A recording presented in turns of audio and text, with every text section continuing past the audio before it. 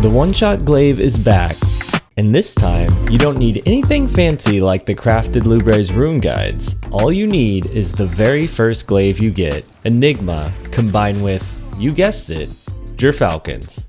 I call it the Glaivestalker.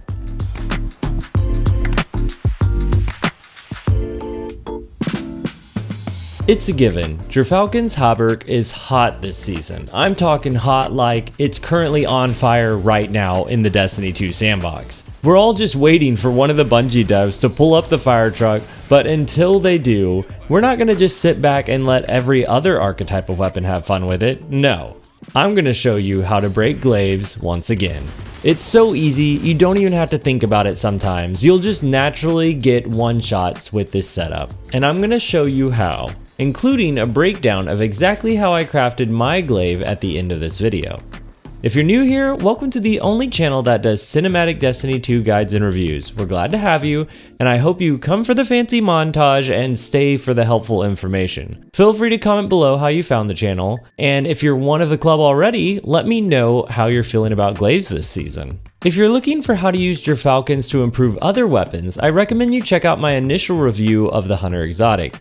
I cover how it changes the different fusion rifle archetypes and some weapons it doesn't work as well on. And well, nothing has really changed with the exotic since I did that review. They just disabled it for a while and fixed some unlimited region issues. There is one thing I didn't cover in that review, and I've seen a lot of other content creators skip over it as well. Glaives with Gyrfalcons Hauberk. So here's the deal. Everyone covering it knows that in the Crucible you've got 3 seconds of a 15% damage buff coming out of being invis. Most weapons that fire and hit immediately are out for Gyrfalcons because the damage buff takes a moment before it activates coming out of the invis. This initially kind of takes glaives off the table, but my brain started rolling and I got a few ideas. So my first idea was to get the projectile speed on a glaive so low that Gyrfalcon's damage buff was able to proc before the projectile hit the target.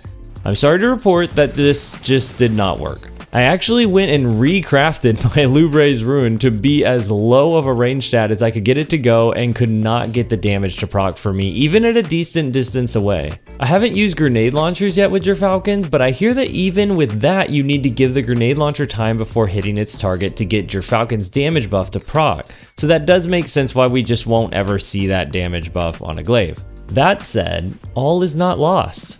We can manually proc coming out of invis whenever we'd like for the 3 seconds of extra damage. Just do a quick glaive melee. I can't believe it's so simple. With primary weapons, you could just fire a blank at the ground, but you can't afford the ammo loss of doing that on a glaive. So just glaive melee, which takes you out of invis, and then take your shot. I want to mention too, you don't always have to do this. If you're running Gyrfalcons, your invis is not going to last near as long as if you were running Graviton Forfeit. So you're going to be coming out of invis a lot and can just plan on when to use your glaive accordingly. Glaives are usually a pretty heavy mental game anyway, so you can add the invis timer for something you watch out for, just like your shield energy. If you start landing the timing, the one-shots will start flowing very frequently. Okay, now that we've got the mechanics for Gyrfalcons, let's get into the method for damage stacking to even get the one-shot to begin with. The 15% damage boost from Gyrfalcons alone is not enough to give you the one shot with the glaive. Gyrfalcon's 15% damage boost gets your glaive from 131 a shot to 151 a shot. And now to give it the extra boost, we're going to stack Unstoppable Force on it. As I mentioned in the first review, Gyrfalcon's damage buff takes the place of, or is replaced by, empowering buffs like High Energy Fire. But it does stack with weapon perks like Unstoppable Force, Kill Clip, or Swashbuckler and Adrenaline Junkie. We're going to focus on Unstoppable Force for its easy 30% damage buff whenever you block with a glaive shield. What's nice about Unstoppable Force is that once you land a glaive projectile shot and get that shield energy, you will always have Unstoppable Force in your back pocket and ready to whip out when you need it with the glaive shield energy. You can even stow your glaive, use something else, and come back to it later to use the shield energy and proc the 30% damage buff from Unstoppable Force. So easy to use. With the 30% damage buff from Unstoppable Force stacked on top of the 15% damage buff from Gyrfalcons out of invis, we're now at 196 a glaive shot, one-shotting up to 7 resilience, which is hilarious because that is the number a ton of people aim to have as their minimum. So here's the loop.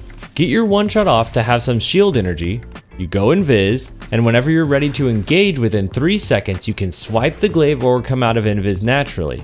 Let the opponent take the first shot for Unstoppable Force to proc, and you are good to go for your one shot. That may sound backwards, but the glaive shield makes it safe to engage and eat some damage for you to get that one shot versus taking the time to land two. Now, a few notes on this. If you're on a Titan, I actually still prefer my Glaivewalker build over this Glaivestalker build? That's what I'll call it. The Glaivestalker. Night Stalker with Glaive Gyrfalcon build. I love it. Where was I? Oh yes, the Titan.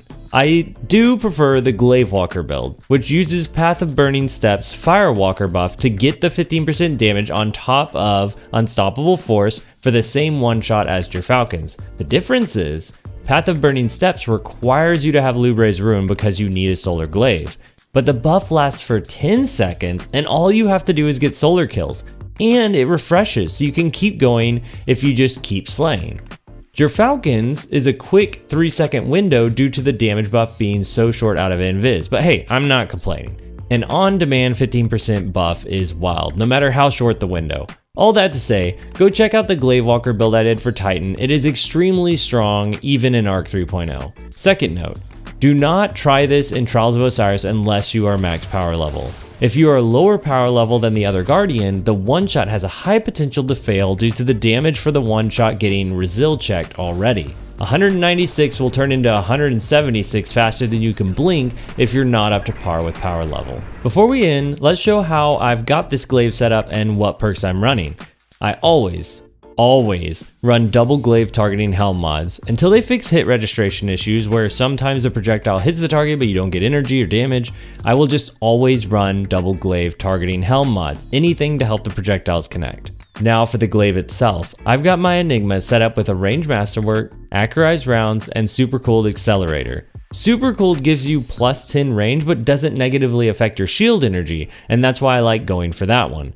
Maybe that will change after next season's glaive hit detection changes, we'll see. Then for the rest of the glaive, I've got enhanced impulse amplifier, which gives me a ton faster projectile speed, which is also important for connecting the shot. And then enhanced unstoppable force, which adds an extra second to how long we have the damage buff. 5 seconds compared to 4. I also run a free hand grip mod on all my glaives. It just feels so nice to get some extra shot connection whenever I'm hip firing the first shot most of the time anyways. Why not take some extra benefits from it? Alright, I think that sums up the build. Go forth and glaive. Get some one shots. Let me know in the comments if you pull it off and if you end up liking this glaive build or prefer the old ones. I think it'll be interesting to see what everyone enjoys.